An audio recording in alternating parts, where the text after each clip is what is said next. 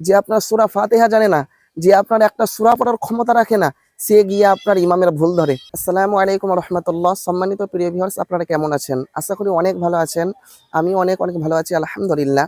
তো অনেকদিন পর একটি নতুন ভিডিও নিয়ে উপস্থিত হলাম আমি আপনাদের সম্মুখে। তো ভিডিওটি কি নিয়ে হবে আপনারা তো থাম্বনেল দেখে বুঝেই নিয়েছেন। একটি আপনার দুঃখজনক ভিডিও। কেন? দেখুন, আমার এই ভিডিওটি হচ্ছে ইমামকে নিয়ে। যিনারা আপনার ইমাম, যিনারা মসজিদের আপনার ইমাম, তিনারা যে আপনার মসজিদের খেদমত করেন, কিভাবে থাকেন আমরা সকলেই জানি। কিন্তু দেখুন, আজকে আফসোস লাগে, ইমামের সাথে যে আপনার ব্যবহারটা হয়, আলেমের সাথে যে আপনার ব্যবহারটা হয়, এই ব্যবহারটা কিন্তু আমরা ঠিক করি না। যেরকম আল্লাহ নবী কি বলেছেন? আল্লাহ নবী বলেছেন, কোন আলিমান, তুমি আলেম হও। যদি আলেম যদি না হতে পারো, আও মুতাআল্লিমান, তুমি তলবে ইলম হও। 3-4 বছর 5 বছর মাদ্রাসার মধ্যে পড়ো। তাও যদি না পারো, আও মুতাআম্মিদান, আলেমকে ফলো করো, আলেমকে দেখে জীবন যাপন চালাও।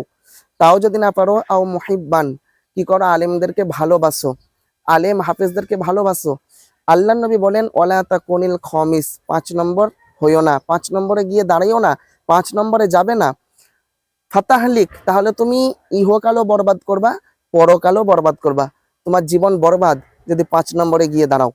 তো দেখুন, 4টে আপনার পথ। একটা হচ্ছে আলেম হতে হবে, আলেম যদি না হতে পারি তলবে ইলম হতে হবে, তলবে ইলম যদি না হতে পারি আপনার আলেমকে আপনার ফলো করতে হবে, আলেমকে দেখে জীবনযাপন করতে হবে।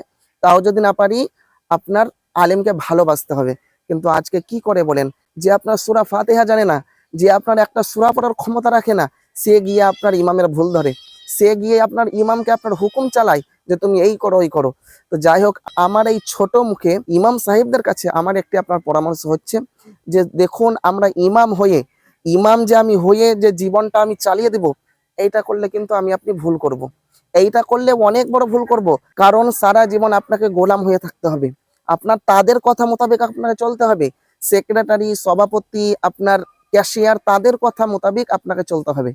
তার জন্য এটা না করি, আমরা যাতে পাশে যাতে একটা কাজ থাকে, সেই কাজ চালিয়ে যাতে আমার আমার সংসারটা চালাতে পারি, এইটা আমাদের টার্গেট থাকবে। যে মসজিদে টাকা দিবে তারপরে আমার সংসার চলবে, এই টার্গেটটা রাখলে আপনার আমাদের আফসোস করতে হবে, আমাদের দুঃখ পেতে হবে।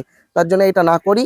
আমার এইটা আপনাদের কাছে বলার একটা আমার অনেক এইটা ইচ্ছা হলো যে আমি এই ভিডিওটা বানাই, আমি আলেমদের কাছে যদি ভিডিওটা যাই, আশা করি যে এটা আপনার উপকার হবে। তার জন্য দেখুন, যারা আলেমকে অসম্মান করেন, আলেমকে আপনার বেইজ্জত করেন, তারা সাবধান হন। আর আলেমদের কাছে আমার পরামর্শ যে আপনারা ইমাম হয়েই যে আমি থাকবো, মাদ্রাসাতে চাকরি করে সেখানেই যে থাকবো, এটা ভুল হবে। তো যাই হোক, এইরকম আপনার গুরুত্বপূর্ণ গুরুত্বপূর্ণ ভিডিও আপনারা পাবেন ইনশাআল্লাহ। তো যাই হোক, অনেক দিন ধরে আমার ভিডিও আপনার চ্যানেলের মধ্যে দেওয়া হয়নি বা পেজের মধ্যে দেওয়া হয়নি। এবার রেগুলার আমার ভিডিও আসবে ইনশাআল্লাহ। দেখা হচ্ছে আপনাদের সম্মুখে নতুন কোনো একটা ভিডিওতে শীঘ্রই। ততক্ষণ আপনারা ভালো থাকুন, সুস্থ থাকুন, আমার জন্য দোয়া করুন। আসসালামু আলাইকুম রহমতুল্লাহ।